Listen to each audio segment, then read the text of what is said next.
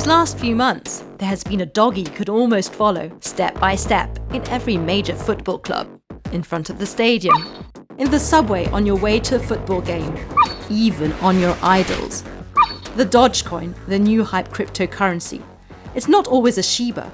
There is also its friend, Bitcoin, or Chili's. But you get the idea. Crypto is now everywhere in football.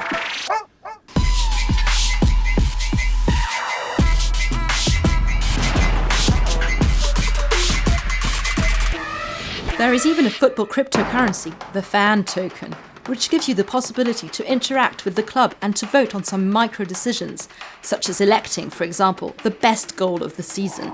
In less than 2 years, it became enormous. Juventus, Manchester City, FC Barcelona, Arsenal, or even AS Roma worked with Socios, the crypto company who created Fan Token, as well as over 30 other clubs. In Argentina, it's the entire championship that has been renamed torneosocios.com. Even the best player in the world, Messi, is playing with cryptocurrency, and he's just earned almost 1 million of fan tokens when signing with the PSG. So is it a big thing that, Messi, as you mentioned, one of the best players in the world, firstly you have to challenge that. I believe Ronaldo is, but then that's a separate story altogether. But yes, it's huge. I mean, imagine Messi's followers, for those who didn't know about fan tokens, they're now going to go on Google and say, what is this? This is Iqbal V. Gandon, the former UK CEO of eToro, a crypto company who works with football clubs. I feel we've actually crossed, I'm going to say, the chasm. Crypto is not something which is just done by a few internet geeks.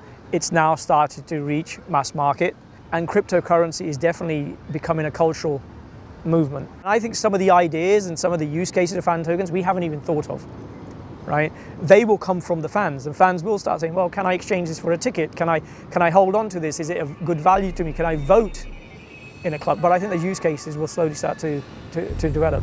So, we went to ask the first concerned what they think about fan tokens, the supporters. And not just any supporters, the PSG ones.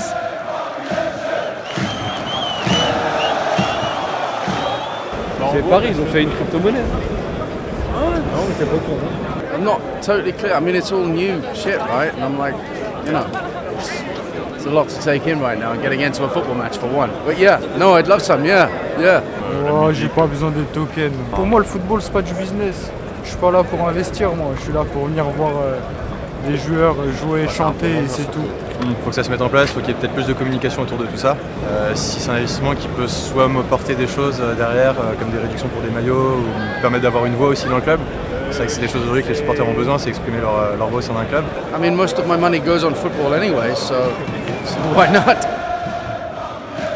For the tokens, it's an education process. We have hundreds of millions of fans around the world, many of which will never come to Paris to see a game. It's a way for them to feel engaged with the club and take part in meaningful votes and choose sort of decisions that the club are putting forward. Mark Armstrong, Chief Partnership Officer of the PSG.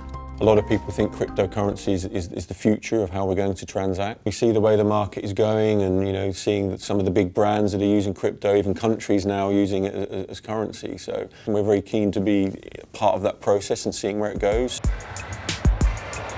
If PSG is ahead of the crypto game, there is a club which is definitely the most crypto believer. The club of Sir Elton John. Yeah, just that. Watford FC. We are in the north of London. In 2019, Watford FC put a Bitcoin on the sleeve of their jersey. It was unique. They even had a Bitcoin box where supporters could watch the game in the stadium. This season, they just signed with a new sponsor, Stake.com, a crypto company. This time, no Bitcoin on their jersey, but a doggy. Yes, you guessed it, a Dogecoin. Before the club had even started communicating about it, it was in everybody's mouths. You can see, just reading some things online, on Reddit, on Twitter, that people who'd never heard of Watford Football Club before are suddenly buying jerseys and wanting to be a fan. It went mad. This is Paul O'Brien. He is the commercial director of Watford FC. Well, the Premier League has a 3.3 billion viewership. It is the biggest league in the world. So the fact that Dogecoin is being run out by one of the 20 Premier League clubs is huge. It's a great opportunity to get Dogecoin noticed around the world. Sorry. Don't be sorry, mate. You're making it more attractive.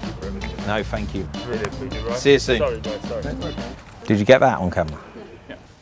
Where are we talking? I'm a huge believer that my children and their children will be using crypto like we use cash. Fast forward 20 years, 10 years, 5 years, it will be everywhere. So the fact that we are first, it's not because we want to just take the money and have a sponsorship. We want to be early adopters in this market as well. Football clubs are really keen on attracting and interacting with a younger audience, a younger generation. I think having cryptocurrency sponsorship today, it's about communicating to your audience and to your fan club that we understand what you're investing in and we can actually relate to you, rather than we're just a football club and on a Saturday and Sunday we relate to the fans and the rest of the week we're not relating to you. Whereas engaging with cryptocurrencies, whether it's in terms of fan tokens or NFTs, you build a relationship which goes past the weekend game. You would say the world of art and football are far from each other. You've never been so wrong. Those last months, NFT became huge on the pitch, and there's a leader on this football NFT market, a French leader, Sorare.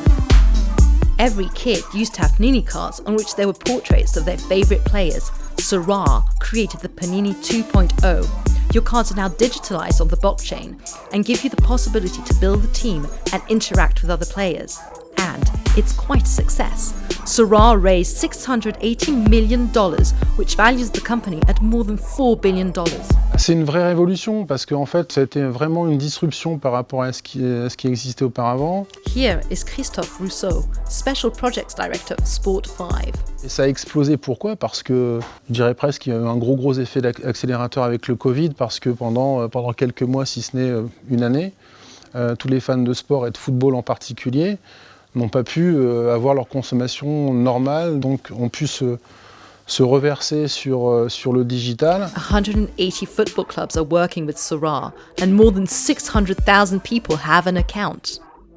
Ça permet aussi de toucher des cibles beaucoup plus jeunes, les 25-35 ans, beaucoup plus libérés, beaucoup plus dans l'instant que, on va dire, les fans de génération un peu plus vieille. On est parfaitement dans les codes de consommation de ces cibles, la génération Z par exemple. Football stars have started to invest in crypto. Antoine Griezmann and Gerard Piqué have put some money in Sorare, and even Lionel Messi has just created his own NFT. Descubro mi primera colección de NFT en Eternity. The next step of cryptocurrency will be across the clubs in years to come that we will take it as tender over the kiosks, over to buy your jerseys, to buy everything. Would you buy your beer with cryptocurrency over kiosks? We don't know if it will be taken up, but we should be offering that opportunity.